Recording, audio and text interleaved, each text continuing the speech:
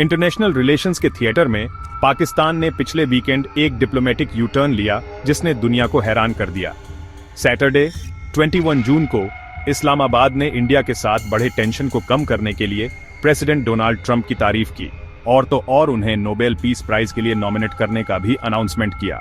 लेकिन 24 घंटे से भी कम टाइम में पाकिस्तान ने ईरान की न्यूक्लियर फैसिलिटीज पर हुए यूएस इजरायली एयर स्ट्राइक की निंदा की और ट्रंप को एक अग्रेसर और इंटरनेशनल लॉ का वायलेटर बताया।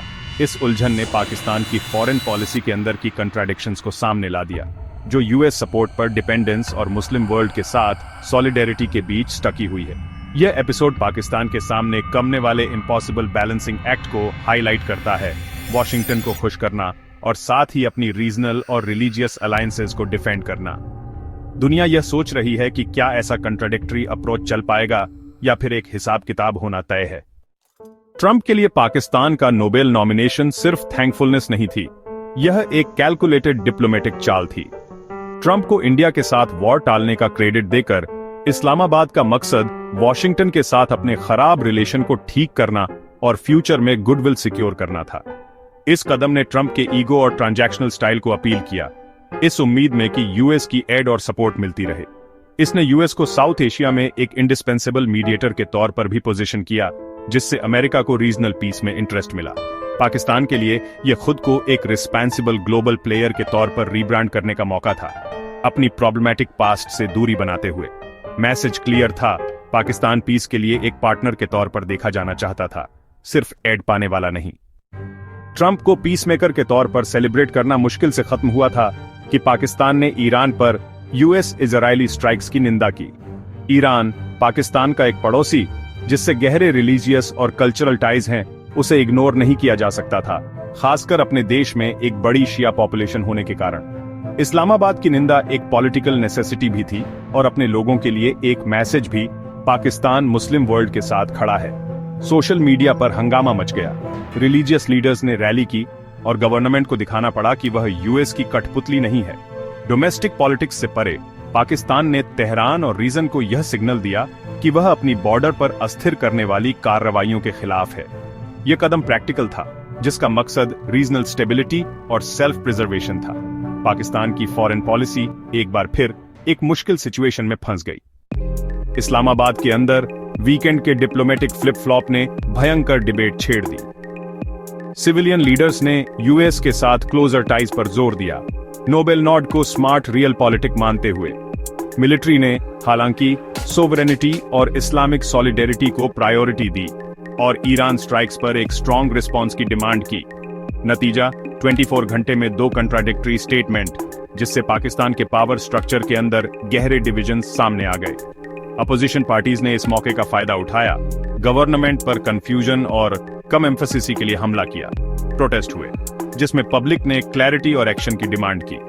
गवर्नमेंट पर पब्लिक और मिलिट्री दोनों का प्रेशर था, जिससे पता चलता है कि पब्लिक ओपिनियन और इंटरनल दरारें फॉरेन पॉलिसी को कैसे शेप करती हैं।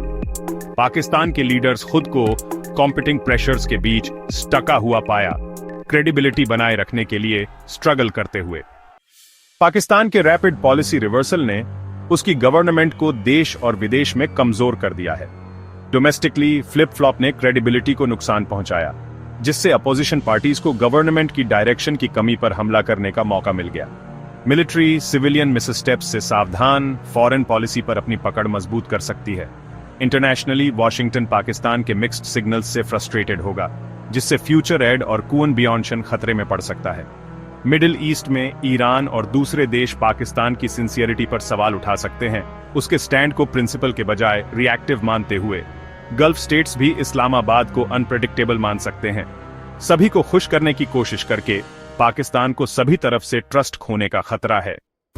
जब पाकिस्तान संकट से जूझ रहा था, इंडिया ने ओएन बियॉन्शन सिंधु लॉन्च किया, वाटर डिप्लोमेसी का एक बोल्ड एक्ट। इंडिया ने अपनी पूर्वी नदियों से सूखाग्रस्त पाकिस्तान के क्षेत्रों में अतिरिक्त पानी छोड़ा। इस कदम को मानवीय सहायता के रूप में पेश किया। इस जेस्चर ने इंडिया को मोरल हाई ग्राउंड क्लेम करने की परमिशन दी, खुद को एक रिस्पॉन्सिबल रीजनल पावर के रूप में पेश करते हुए। टाइमिंग स्ट्रैटेजिक थी। जब पाकिस्तान रिएक्टिव लग रहा था, इंडिया प्रोएक्टिव और जेनरस दिख रहा था। पाकिस्तान के सिंध में और पंजाब में लाखों लोगों के लिए पानी एक लाइफलाइन था। जिससे इस्लामाबाद के इंडिया विरोधी नैरेटिव को कॉम्प्लिकेट किया। ओएनबी सिंधु सिर्फ पानी के बारे में नहीं था, यह परसेप्शंस को रीशेप करने और रीजनल गुडविल जीतने के बारे में था। इंडिया के इस कदम ने पाकिस्तान को धीरे धीरे अलग थलग कर दिया, जिससे इस्लामाबाद के लिए दुश्मनी बनाए रखना मुश्किल हो गया। ओएनबी सिंधु इंडस वाटर्स ट्रीटी के बैकग्राउंड में हुआ, जो इंडिया पाकिस्तान ओएनबी का एक रेयर पिलर है। जबकि इंडिया में कुछ लोगों ने पानी को हथियार बनाने की बात कही थी, नई दिल्ली ने इसके बजाय पूर्वी नदियों पर अपने कंट्रोल का इस्तेमाल प्रेशर बनाने के बजाय राहत देने के लिए किया। इस शिफ्ट ने इंडिया को एक रिस्पॉन्सिबल अपर रिपेरियन के रूप में रिफ्रेम किया, जिससे पाकिस्तान के वाटर टेररिज्म के दावों को कमजोर किया गया। इंडिया का पानी एक्सेप्ट करके पाकिस्तान ने ट्रीटी की शर्तों को क्वाइटली एक्नॉलेज किया, जिससे रीनेगोशिएशन के लिए तर्क देना मुश्किल हो गया।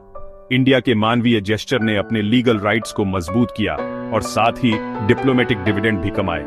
यह कदम बेनेवोलेंट और स्ट्रैटेजिक दोनों था, जिससे इंडिया की पोजीशन बिना गोली चलाए मजबूत हुई। पानी इन्फ्लुएंस का एक टूल बन गया, कॉन्फ्लिक्ट का नहीं। रीजन अब एक चौराहे पर खड़ा है। पाकिस्तान की डिप्लोमेटिक उलझन, यूएस ईरान टेंशन और इंडिया की वाटर डिप्लोमेसी सब कम आपस में टकरा रहे हैं। पाकिस्तान पर यूएस टाइज को रीजनल लॉयल्टीज के साथ बैलेंस करने का बहुत प्रेशर है, लेकिन इंटरनल डिविजन्स इसे पहले से कहीं ज्यादा मुश्किल बना रहे हैं।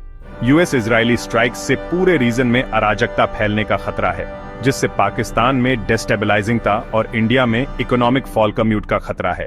राइवलरी के बावजूद दोनों देशों का व्यापक कॉन्फ्लिक्ट को रोकने में इंटरेस्ट है। इंडिया का ONB Sindhu strategic non military influence के मॉडल के रूप में सामने कमता है, जो पाकिस्तान के रिएक्टिव अप्रोच के विपरीत है। ये इवेंट्स दोनों देशों के बीच स्ट्रैटेजिक मैच्योरिटी में बढ़ती खाई को दिखाते हैं। कमर्स की दुनिया में foreign policy domestic pressures, regional rivalries और ग्लोबल पावर प्ले से शेप होती है। अभी के लिए रीजनल स्टेबिलिटी नाजुक बनी हुई है, एक गलत कदम और संकट आ सकता है।